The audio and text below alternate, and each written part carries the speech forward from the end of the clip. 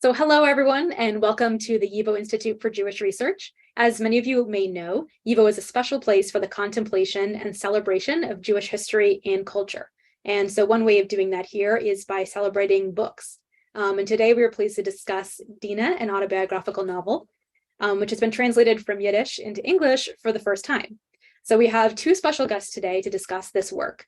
The first is the translator of the work, Yermiyahu Ahron Taub. As well as being a Yiddish literary translator, he's also a poet and a writer. He's the author of two books of fiction, Beloved Comrades and Novel and Stories, and Prodigal Children in the House of God Stories. He's also written 6 volumes of poetry, including A Mouse Among Tottering Skyscrapers, selected Yiddish poems. So a lot of wonderful things to get to read about. And he will be in conversation today with Alice Nakhimovsky, who is a distinguished professor of Jewish studies and professor of Russian and Eurasian studies at Colgate University. She has written widely about Russian Jews, and her 2014 book, Dear Mendel, Dear Razel, Yiddish Letter Manuals in Russia and America, written with Roberta Newman, won a National Jewish Book Award. And her next book is called Bad Moral Luck, 8 Jewish Lives Under Stalin. So I will let the two of you take it away, and to everyone who's joining us, thank you for being here. If you have questions, please put them in the Q&A, and we'll try to get to them later on in today's talk. All right. Good afternoon, everyone. Let me see. I'm going to share a screen. Okay.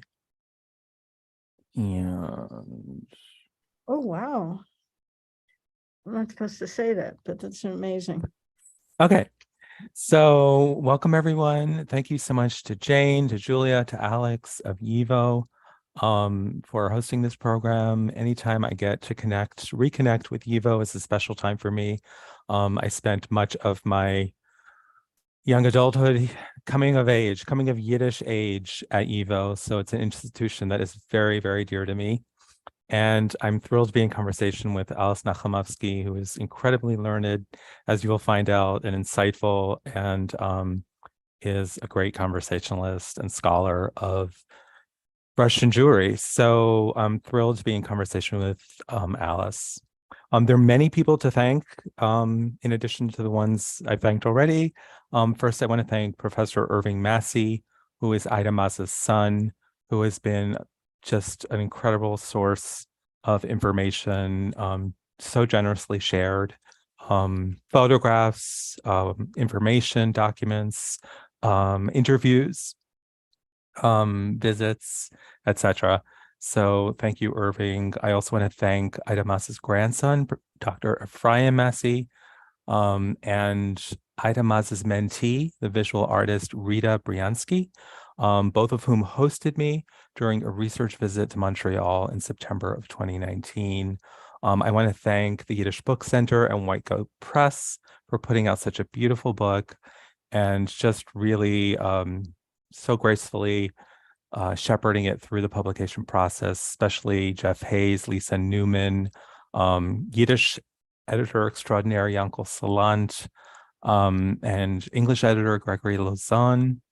So yeah, thank you to them. I also want to thank people who helped beforehand, and those are Nahum Boder with Yiddish language inquiries and Ella Pelish with Russian language queries.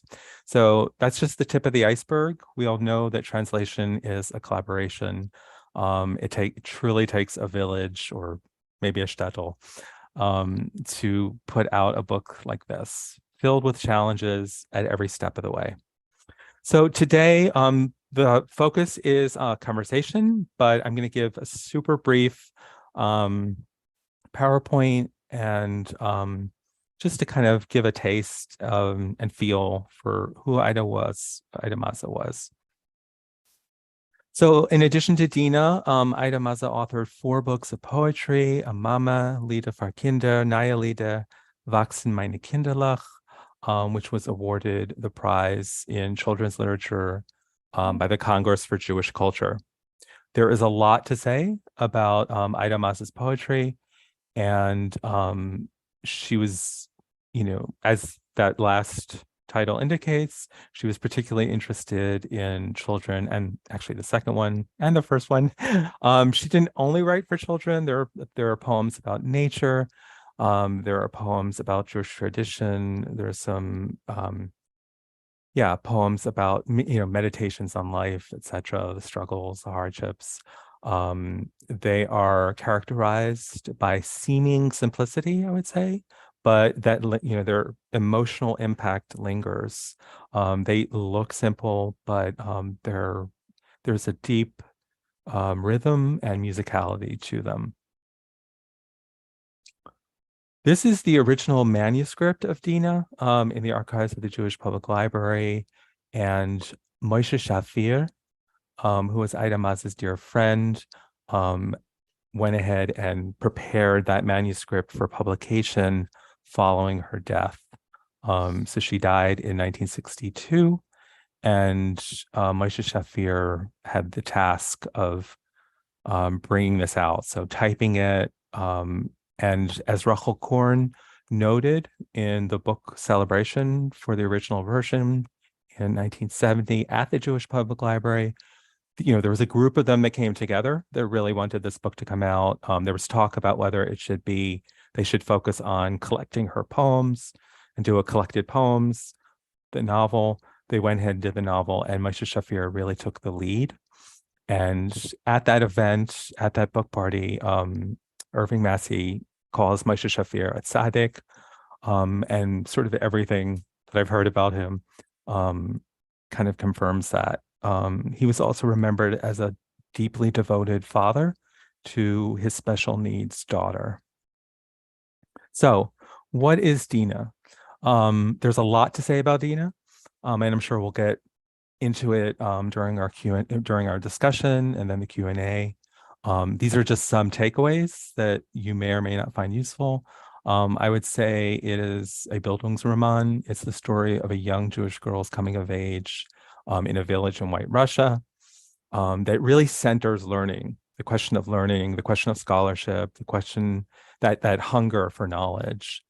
It is also a collective portrait of a community filled with vivid portraits of just amazing characters.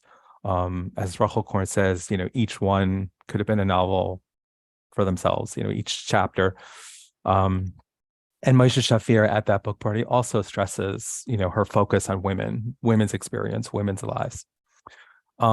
It's a very detailed depiction of the way of life. So rural folkways, relations between Jews and non-Jews, the natural landscape. I would say Ida Maza was deeply connected to nature, to, plants and particularly to animals. And we can talk more about that as well. And then the effects of political and social change. So it's a time of radical transformation, and has sort of devastating effects on the family. Some of that change. It's an immigration novel, or rather a pre-immigration novel. We talk a lot in America about the American Jewish immigrant experience and some of the classics, Anzia Yezierska's The Bread Givers, Henry Roth, Call It Sleep. There's a whole series of amazing immigrant novels. This is a novel that focuses on the pre-immigration experience. So why do they have to leave? And it kind of, we'll get into the end, but it's something that our protagonist, Dina, did not want to do. She did not want to leave. And the whole second half of the novel is about her just dreading, resisting, fill in your verb, about the departure. It's a Yiddish feminist literary classic. It is a book that, again, centers the experience of girls and women. I would say it has a gendered lens. So there's an eye on the particular hardships that women faced, including childbirth, the challenges of childbirth, sort of the dangers of childbirth, the dangers of marriage, arranged marriage, forced marriage, the loss of self, the yearning for something bigger. All of those figure into Dina. Power relations between men and women. It's a novel in which themes of God and faith figure prominently. So it's a book about the question of the divine, the question of the divinity as experienced by a young girl who is trying to make sense of the world, trying to make sense of the religious world in which she is steeped and that she loves and knows a lot about, with the realities around her. So that's a little bit about Dina. Ida Maza was also an editor. She worked tirelessly on behalf of other writers. This is just a short selection. I think at one of the literary events at the Jewish Public Library, she said she edited at least 16 books. These are just some of them. Interestingly, Judica's van der Wegen, there's a very interesting article in,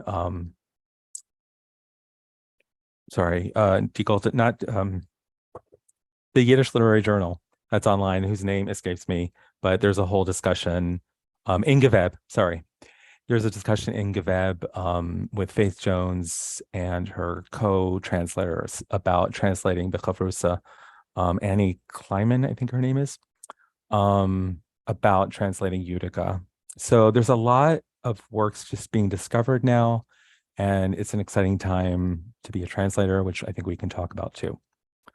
Here's some other things she edited. Of course, she edited Shafir's Esteshka. And actually in the event kind of celebrating her prize in 1955, she thanks Shafir for helping her with her own Wachsen meine Kinderlach. So I think the two of them had a very simpatico kind of intellectual connection. Other things too, but definitely intellectual connection. Here's a photo, and Moshe Shafir is on the top right. And there's Ida on the bottom left. Look at that. Wow. And here's a photo of Ida with Hay Leivik. She worked with Hay Leivik on Friedel Charny's Lieder, and I believe he wrote the afterword, and or he wrote the forward and she wrote the afterword. I think Friedel was related to Leivik, if I recall correctly, like maybe his niece or something. So they collaborated very closely, and she talks about all the time that she spent on Friedel's poems. Like it took her a year, I think, to really pull them all together. And she reflects on that in her afterward, and her work was noticed in the press, and the critics, thanked her for her work on this book. Here's a photo of Ida with Rachel Korn, and they were very, very close. And so, in my afterword, I have some quotes about Rachel Korn's perspective on Ida Maza. In that talk in 1970, Rachel Korn mentions that the threshold of Ida and Eliyahu Maza was the first threshold that she crossed when she came to Canada. She thanks Ida Maza for helping her immigrate. And we can talk a little bit more about that in a second. She also said, I didn't know, Ida Maza when I came. I didn't know the Mazas at all. And Ida Maza became her sister, like a sister to her. So they were very close. A little bit about the letter writing. She wrote about 10 letters a day, and we can see the continuity here with the novel Dina, where letter writing is such an important aspect of the book. That continued.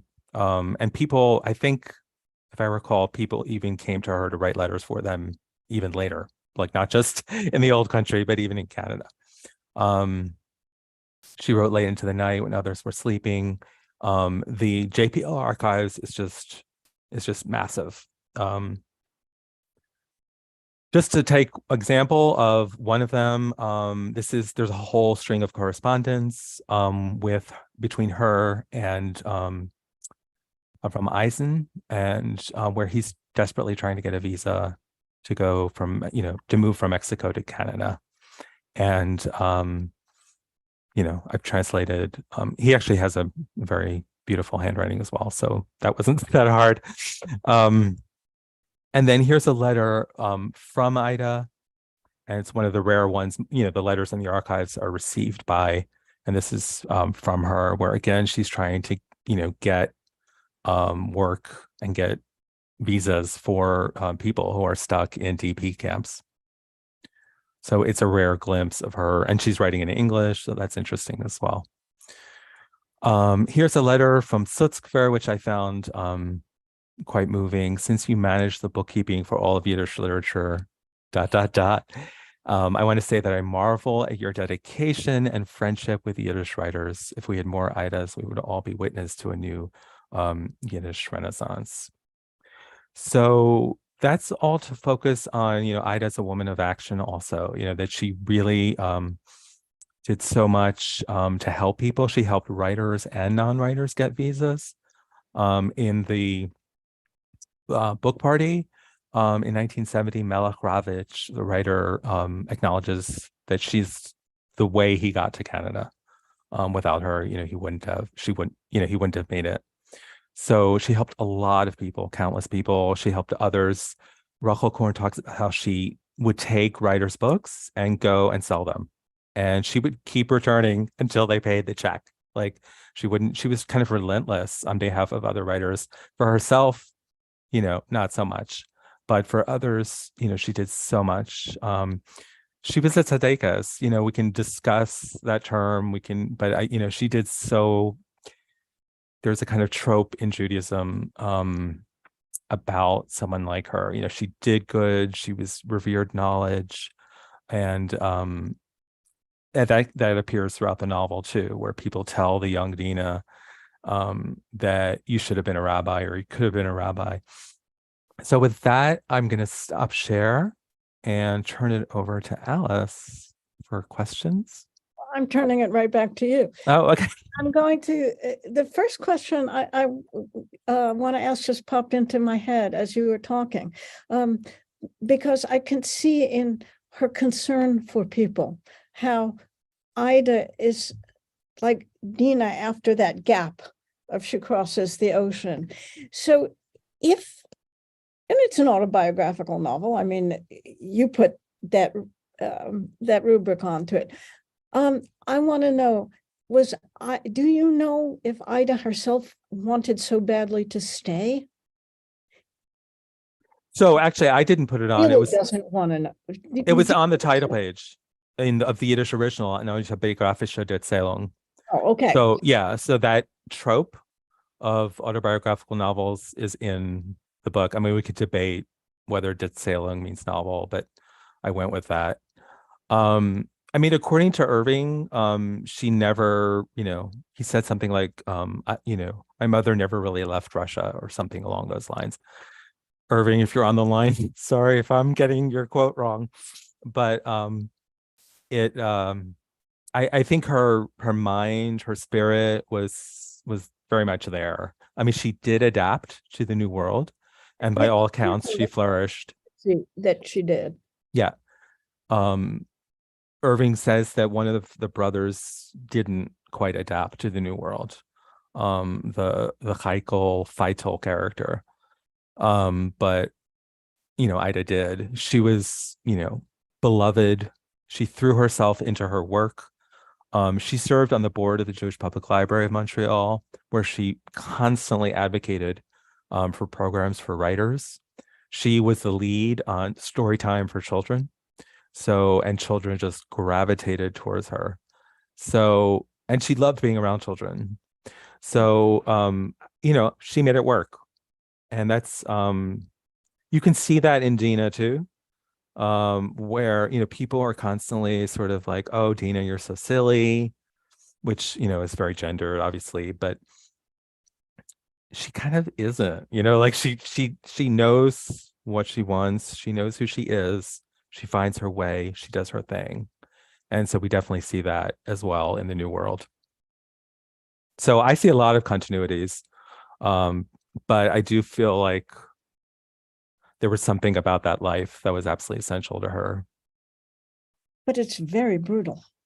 You and I discussed this a little bit. It oscillates between the great love she has for so many characters who,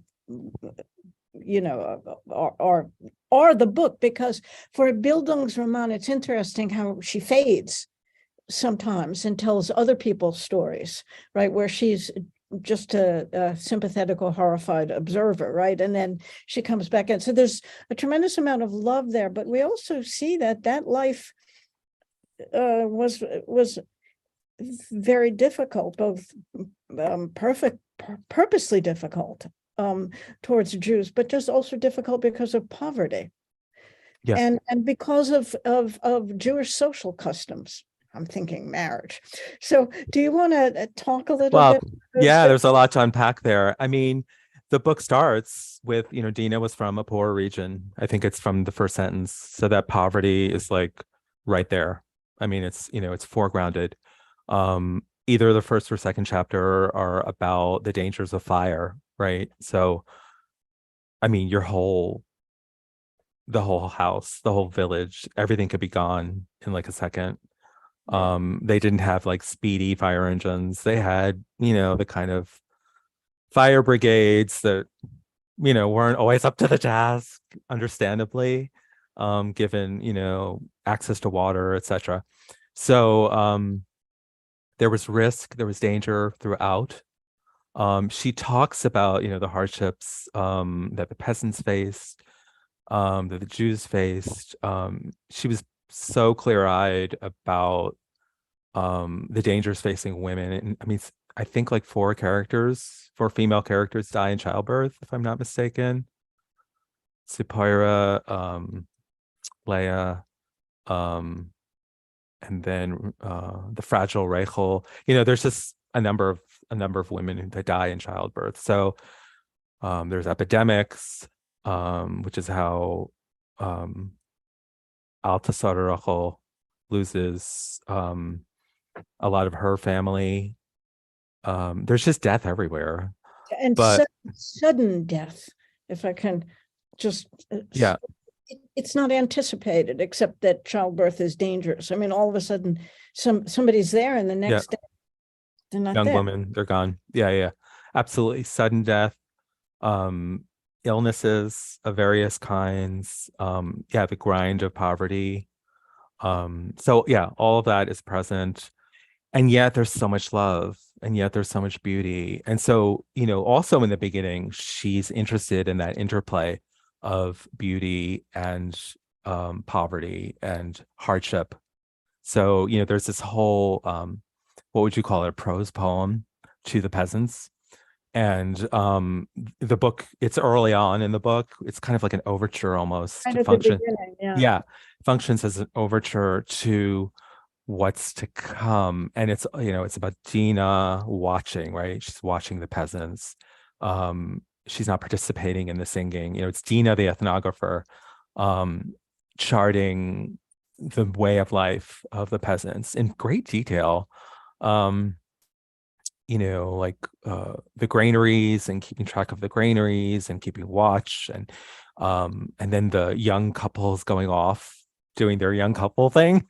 And it's very sensual. Like, there's stuff about, strapping young men and women and their bosoms. And it's never has that view of Jewish men. Well, there's the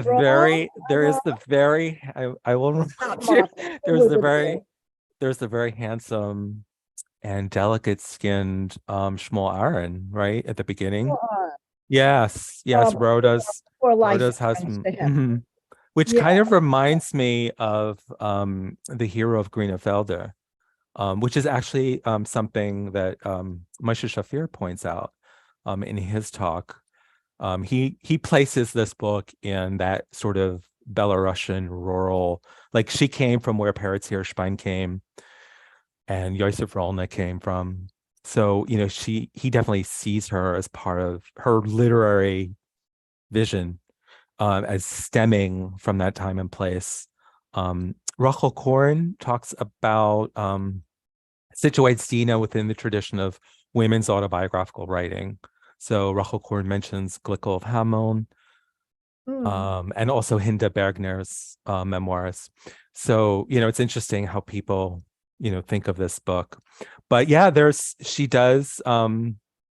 she's aware of Shmuel Aaron's beauty, and yes, Mottel, as you suggest. There's definitely some young love happening with Dina that's what would you call it? It's so subtle, it's so understated, but It's subtle and it's unrealized because it's in yeah. Yiddish world where that's not gonna, it's just not gonna get anywhere. The young love, is there a successful, oh, I don't want to ruin the book because the book is great. Oh, Audience, the let's book is go great. for it.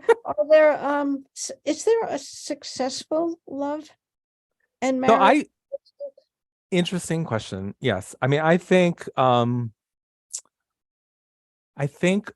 and Shmuel Aaron do Okay. have Except that, there's tragedy, but I think as a marriage, I think it is very strong. that's right. And she continues to be devoted to him. Right. So, okay, yeah. Let me think what else. For those of you who haven't read it, it's hard to go so deeply into this.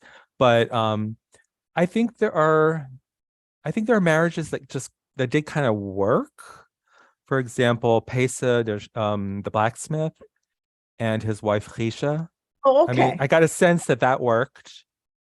Yeah. Do you know what I'm working against? Well, because you mentioned Bildungsroman at the beginning. So, in this classic European genre in its form, you have, novel of learning and education, which this utterly is, which ends in marriage. And this doesn't. It ends. In fact, it doesn't. So the Bildungsroman classically ends either. It's usually guy. So either guy marries money, yeah, did it, or guy dies. Guy fails and dies. And here, I mean, it's this kind of curious Jewish end to it because she leaves. Right, the world just gets cut off. But a lot of the marriage stories are not happy marriage stories. You want to disagree? Go ahead. No, I think you're absolutely right. I would say the majority I would put them on a challenging to sort of devastating spectrum. And then there's also all the marriages that are thwarted. Yeah, I guess there's all that. Thinking of that. Thwarted marriages, not because of the desires of the two young people. Right. But because of custom and other considerations. Yeah. So, I mean, when Dina and Daniel get sent off to school, they board at this Shaya, the water carrier, and his wife, Necha, I think. Necha, yeah. And they're just at it all the time. Like, yeah, they're just at it, like cursing. I mean, it gets really, really bad. And she's this little girl with her brother, like listening to this, like not being able to sleep. These are foundational moments. There's this scene. Okay, I'm giving away a plot element. So okay, there's a lot of plot elements. If you need to turn off. But I think her older brother is one of the most tragic in a novel filled with tragic figures. His story is just so devastating. There's one scene in particular where he's going en route to a wedding to a woman he doesn't want to marry. He brings along his beloved that he very much wants to marry. She's in the car. She's in the coach. The coach is rattling.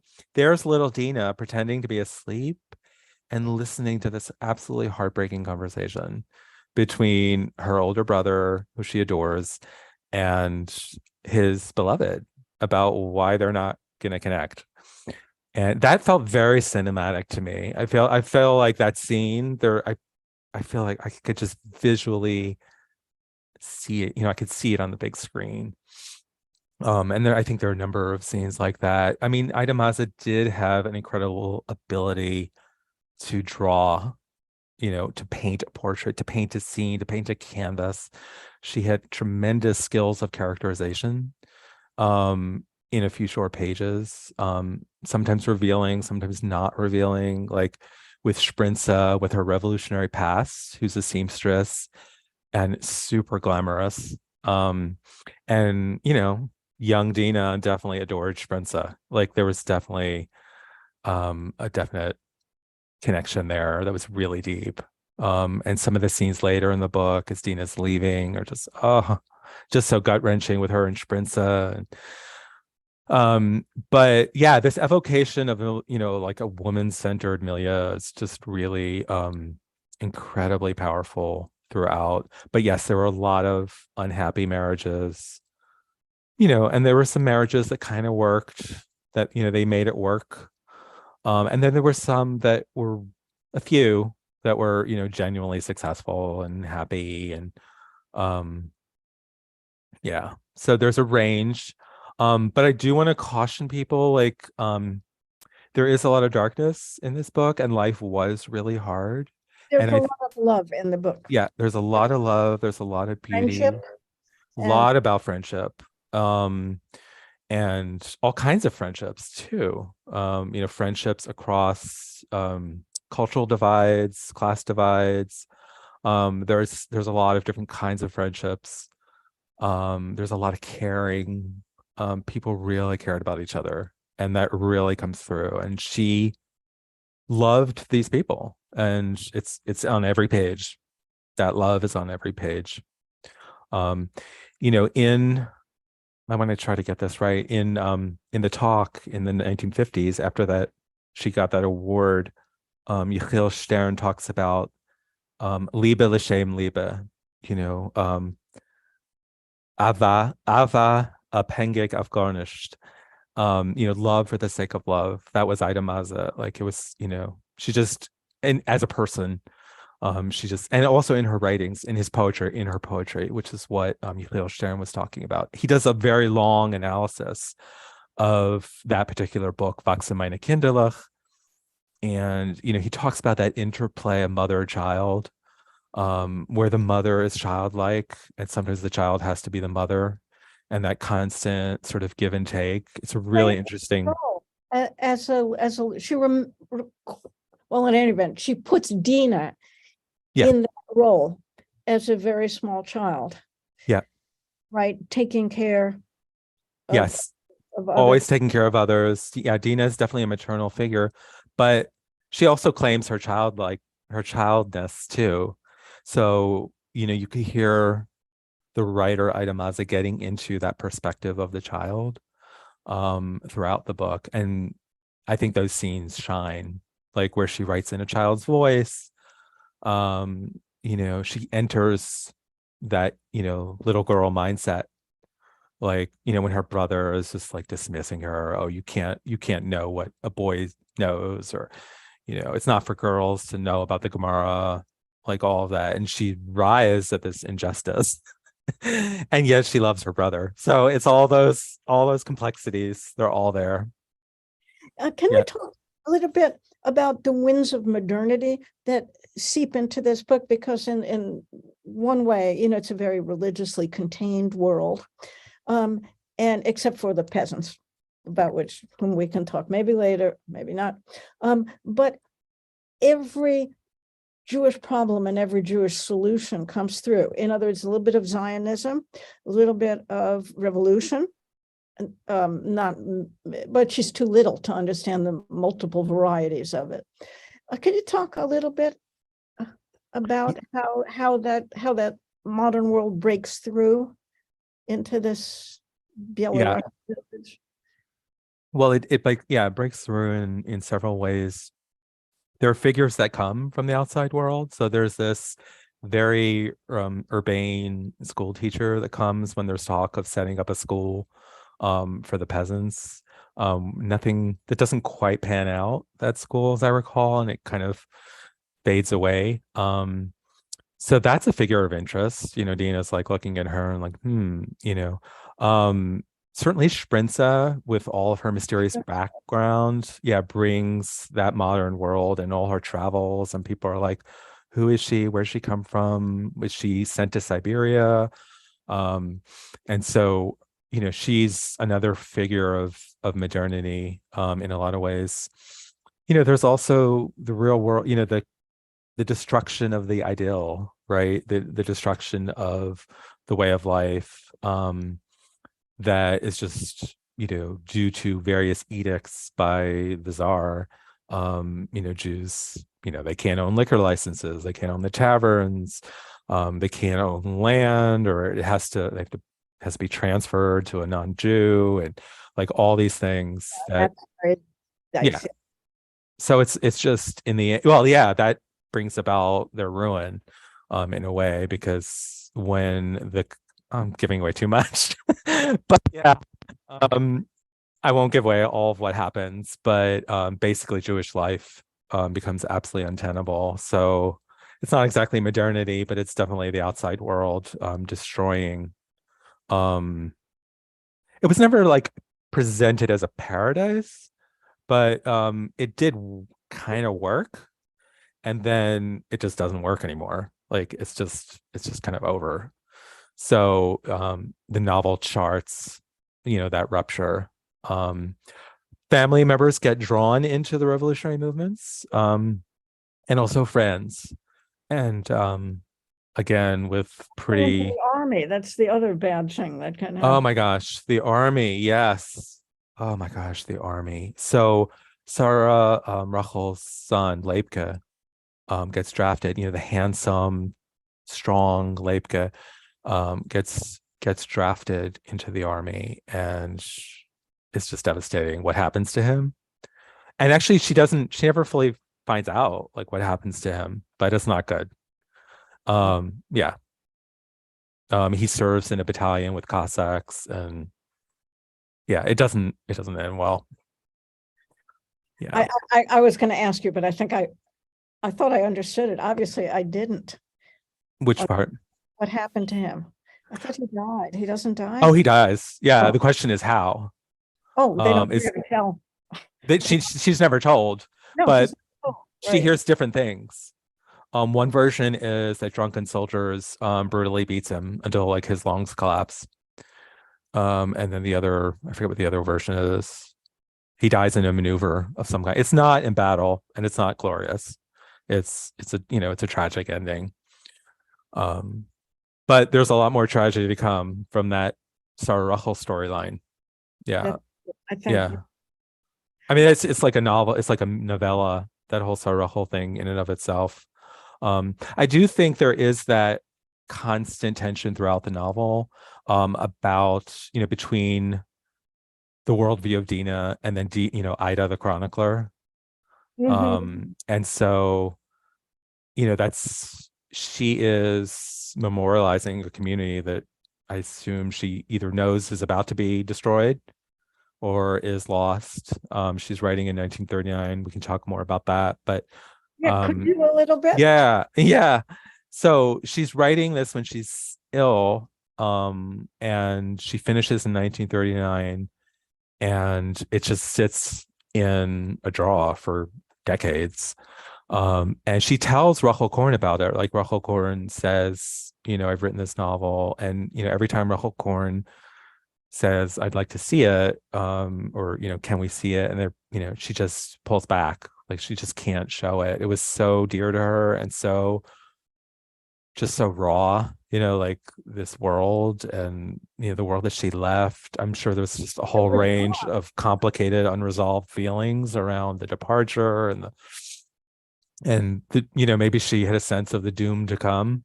I mean, we know that in the 30s, we know that the Soviets were clamping down. They were crushing religious life. It wasn't good before the Nazis took over Kappel, and then they took over, what was it, 1941, and then by 1942, the Jewish population of Kappel, which is the shtetl. There's Uchli and the village, and then Kappel, and then there's Slutsk, right? And so Slutsk also was destroyed in the Holocaust. There was a famous yeshiva in Slutsk, founded by Rav Isser Zalman Meltzer, and his student Rav Aaron Kotler, after whom I'm named.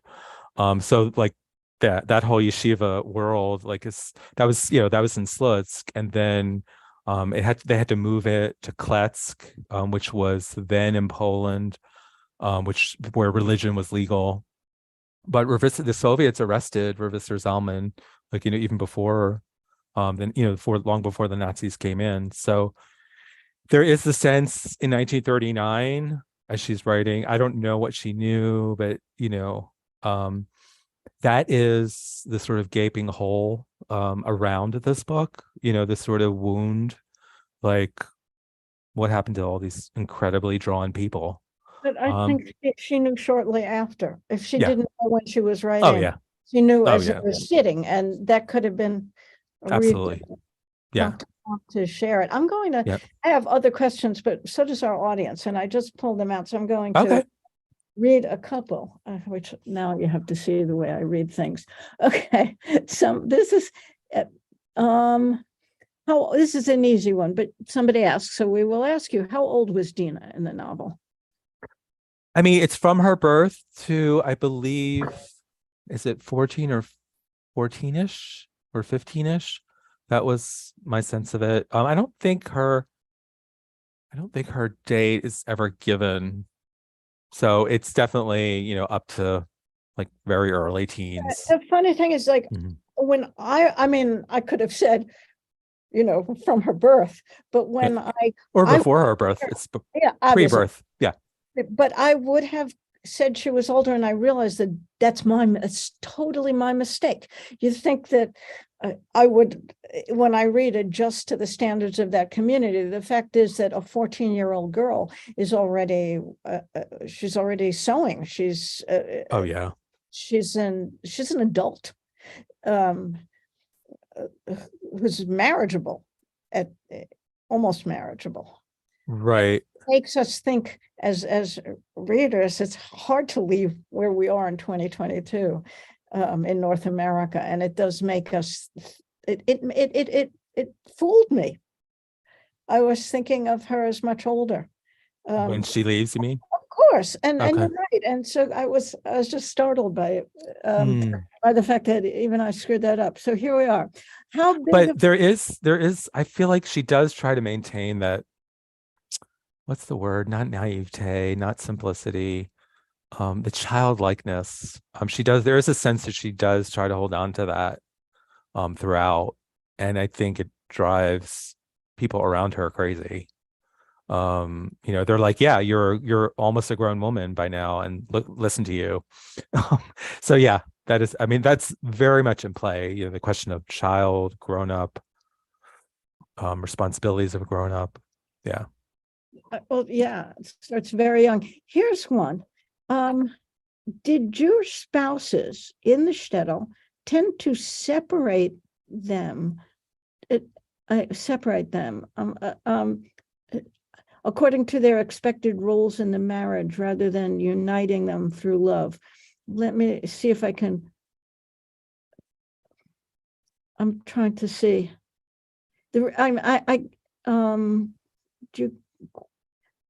Let me see if I can figure this out.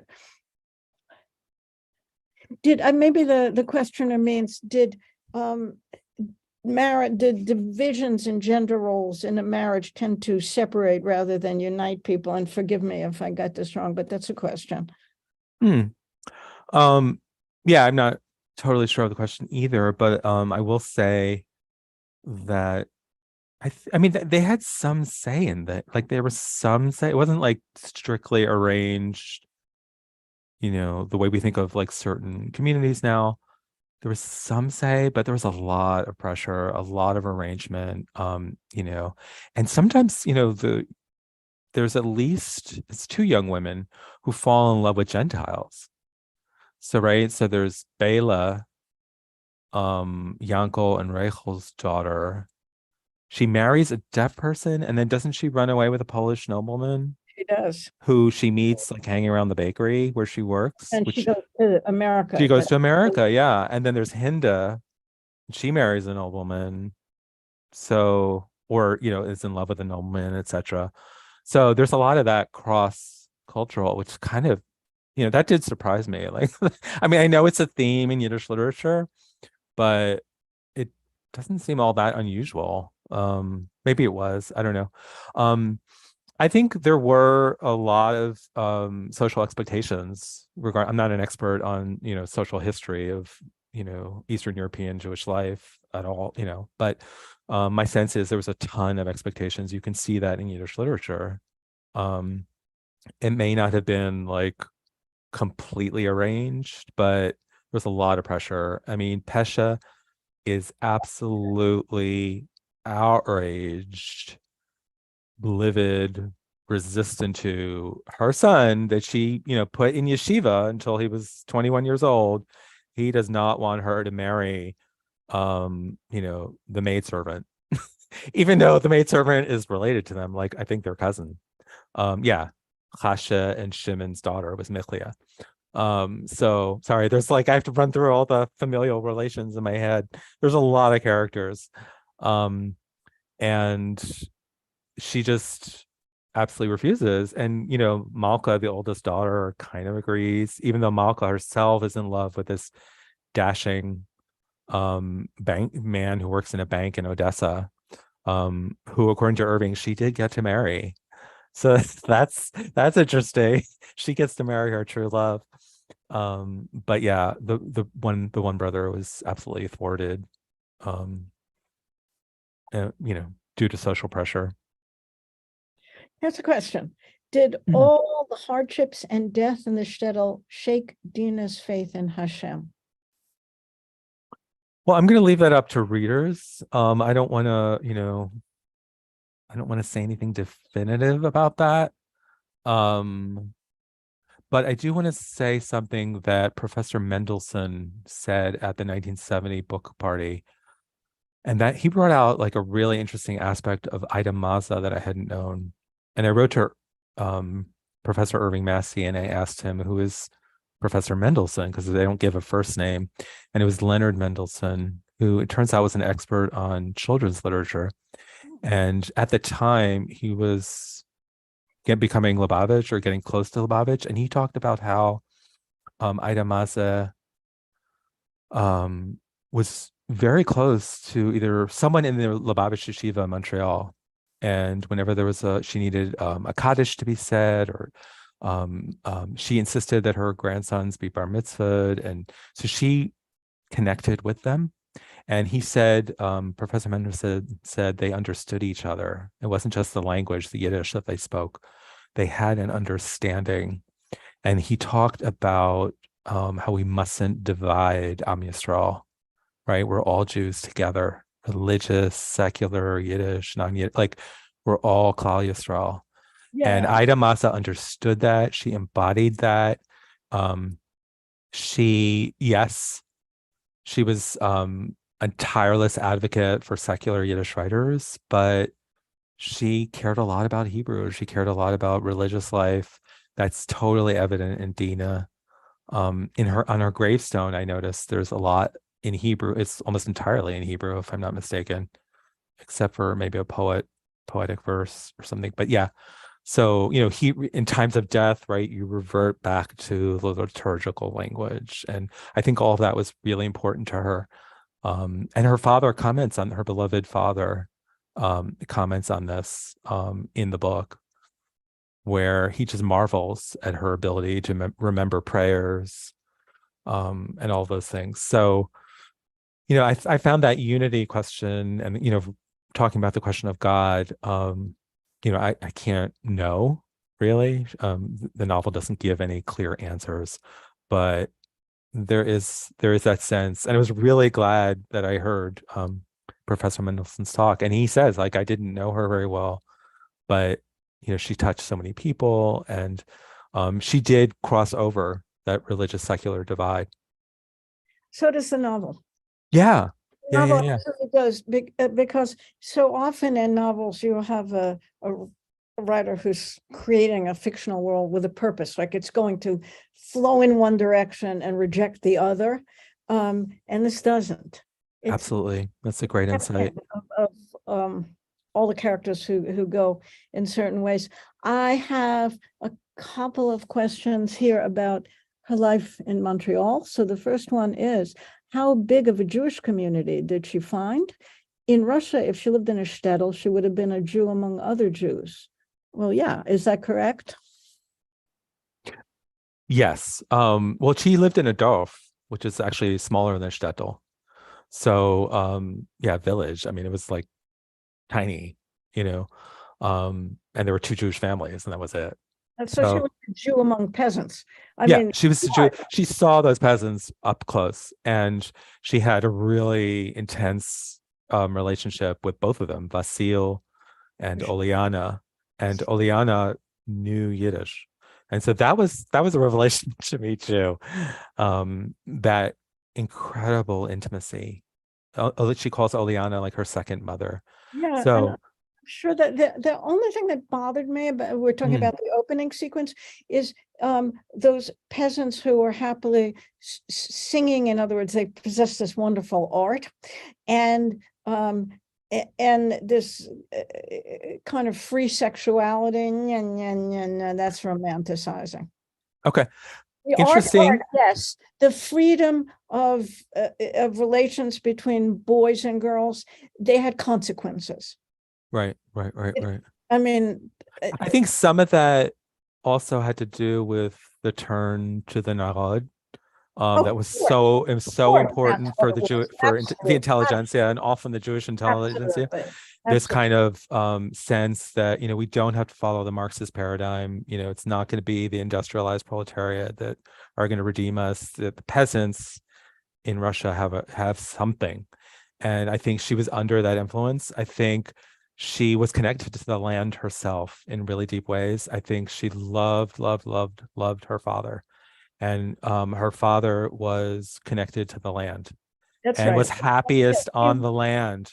So I think there's a lot of, I'm going on a limb here, and I think there's a lot of connecting to the question of land and the sort of inherent organic beauty of the land and the beauty of that way of life.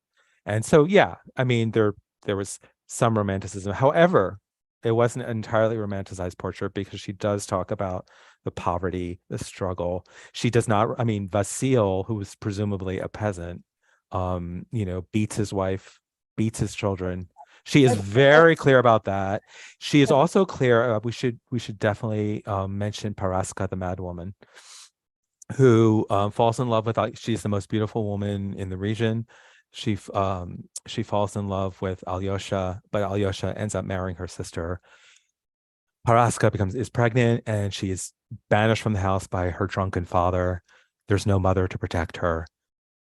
She does terrible things to the children that she has, and there's implication that other shepherds, not implication, they have they torment her, they taunt her.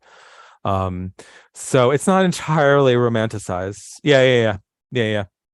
I got another question. I don't want to leave it out. Did Mazur write for the Yiddish paper in Montreal, Der Kanada Odler? Oh gosh, that's a good question. I can't answer that. I can't imagine that she didn't. I know her books were reviewed there. And I know she played a very active life in Yiddish literature in Montreal. She opened her house to Yiddish writers who congregated there all the time. Irving says it wasn't even really a salon. He said people just came in. The phone did not stop ringing from morning until night.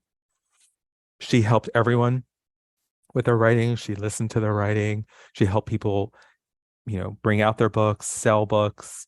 I don't know if she contributed in particular to that journal, that newspaper. She edited Hefton, I think, which came out in Montreal. I think that was on my list of things that she edited. She was a go-to person, and people knew that around the world. So Peretz Miransky, at that evening in the 1955 or 56, Peretz Miransky talks about how even when he was in Vilna, people told him her name was renowned, her generosity was renowned, her name was renowned. And then someone said, I'm going to give you an address that you'll thank me for the rest of your life, or something along those lines. And it was Ida Maas's address. And just countless writers and, just ordinary people that needed help. She was a ballast She did good works, and it was essential to her mission. And, you could say she was a Lamed Vavnik. She was one of the righteous 36 of every generation. You could say she was a Rebbe, like a female Rebbe. She had her Hasidim, like people were drawn to her.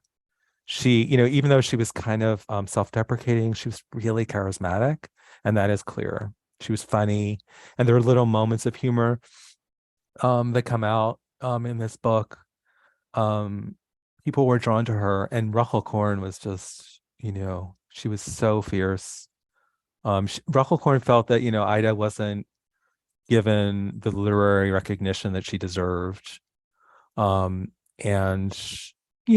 there's truth to that, but I think people did recognize, her work appeared everywhere. And some of it is now more of her poems are being translated. Reed Turner has been translating. Irving Massey and Irving Feldman did some translations that are beautiful. Miriam Udell has done a beautiful translation that was set to a film, which was animated. You can find it online. That's beautiful. I think her work resonates today. I think it is a lot to tell us, despite those time differences, the difference in time. This is something, by the way, that when I'm pitching, my translation projects to publishers, they're always like, oh, we don't do historical things, or we don't do where the author's dead, or, and I'm like, why? Like, why are you assuming that because a book was written X amount of years ago, or is talking about something, all these years ago, why are you assuming that it can't speak to a contemporary audience? And I refuse to accept that. And I think Dina does have a lot to say to contemporary readers, as you can tell by my endless talking. So, yeah. Wow. Well, nobody's stopping me, so I get one last question. Are we going to talk about her mother? Shall we? We can. What was your question? Let's talk about her mother. Her mother is a presence. Yeah. A difficult presence in some ways. Definitely a fraught but fascinating love. I do feel like her candor about that relationship is so startling. It's just the tension in that relationship. And she mentions it in the evening, and after her award, she talks about the tension, Really? the struggle, the lifelong, and Rachel Korn mentions it at the book, the lifelong struggle. I think there was a lot of love there. It was a very complicated relationship. Her mother, thought of herself as like a noble woman and above the others. And, that's one of the things we can talk about in terms of class. We didn't. We didn't. Yeah. There's too many things. But it was a challenging relationship. But, her mother lived 104. And Ida was yes, or just short of her 104th birthday. And I think was a big part of keeping her alive, keeping her going. I think they were really bound up in absolutely complicated and fascinating ways. Her mother was learned too. She knew Hebrew. She taught the children. Dina kind of finagles her way into getting an education by saying she'll help tutor her brother. And yet the mother takes pride in her knowledge. When she's reciting verses in front of the class, her mother's really proud of her. So it's complicated. Oh, complicated, as people are. Yes. I'm not expecting consistency, but it is true that her mother did not offer to teach her. It was one of the early acts that Dina had to finagle. Exactly. Yeah. We talk often. She tends, her modesty really comes through. She tends to depict herself as very shy, and in the shadows, observing, but not participating. And then she comes across and basically tricks her mother into teaching her. So when she knows how to fight for herself when she needs to, and when she wants to visit her brother's grave, or she wants to do something, she's gonna make it happen. And there are other moments too. What's that? Goes by herself. Yeah, she goes by herself. She does her, which is she, her connection to the animals in her life is just also like so moving. There's a lot. She seems to be modest, but there's an iron will. I'm not going to say seems, she is modest, but beneath or coexisting with that modesty, I'm just working this out as I'm talking. There is an iron will. And I think that worked with her throughout her life. Rachel Korn says that if she were at that book party, she would be sitting in the back on the last bench, like hunched over in the corner. Like, yeah. So we probably have time for about one more question, and I'll voice one of the audience questions if that's okay. Someone wanted to know about the rhythm of the writing. Gosh, forgive me, audience. I didn't scroll down. I'm really sorry, audience. That's okay. We always have way more questions than we can ever answer, which is a good thing. There should always be more questions. But so this one question we can end off with. Someone says, I've started the book and I love the rhythm of the writing. Is that your influence or is that the original? And maybe you can kind of answer more broadly, what is it like to translate a novel like this? And for anyone who's curious and wants to read things in Yiddish, I will do a plug and say that YIVO has many Yiddish classes from beginner to advanced, but also in writing this as a translation in English, you've certainly broadened it to a much wider audience as well. Right. So, I mean, this is a poet's novel, right? So it's focused on character, it's focused on sensation, it's focused on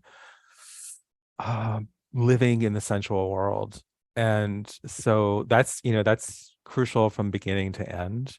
It's a novel about emotion. I mean, there is a narrative arc, but and then there are like mini narrative arcs, in all the sort of narratives of the characters.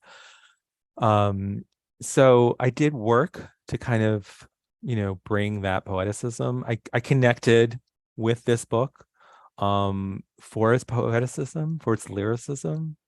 I've done projects where, they're amazing texts, but they're not written in that style. So I would say this is, an artful style, where questions, aesthetic questions are central.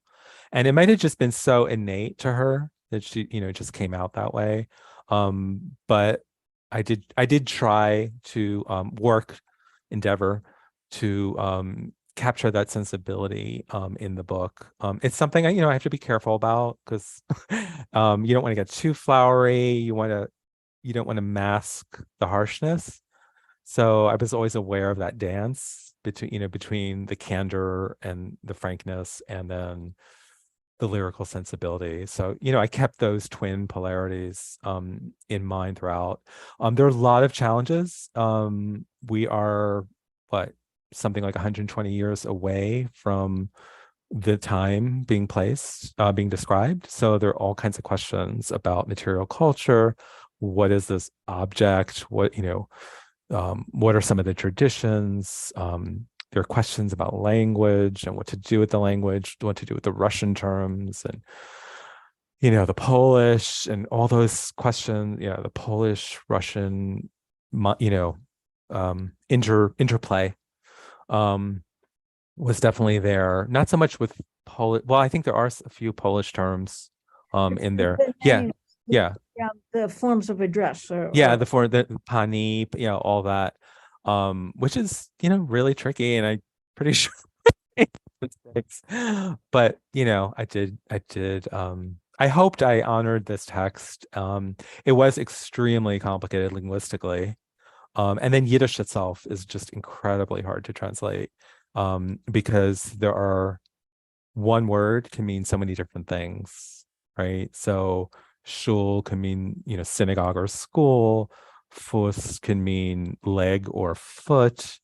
Fachela can mean kerchief or shawl, and there's a big difference between those, those things. And you have to try to figure out like, Melamed, is it a tutor? Is it a teacher? School itself was so, what do I want to say, liminal or intermediate or fluid. The concept of, like around a table, you sit a few kids and that's a school. So there's a lot, there were a lot of those kinds of questions, but it was immensely rewarding. And it was just a deeply moving and, can I say, spiritual experience connecting with Ida Maz's voice across the decades. So yeah, I loved it. Wonderful. Well, if anyone who's watching wants to purchase a copy, you're welcome to do so online at YIVO's store. We're selling copies. You can also find it elsewhere online as well. It looks like you have one more thing to say, Alice, and then we'll go ahead and close out. Because I feel very guilty. So I want to tell anonymous attendee that you don't have to know about Ida Maz's life to enjoy the book. That's all. True. Yeah. Thank you everyone Absolutely. so much. We're so glad to have you here. Thank you so much, Alice. Thank you so much, Yermiyahu. This was a wonderful, wonderful discussion. It was great. And what wonderful work you did translating. Thank you. Thank you for your Really. amazing questions. Great give and take. So amazing. Yeah, I really learned a lot. All right. Thank Until you. next time. Thanks, everyone. Everybody.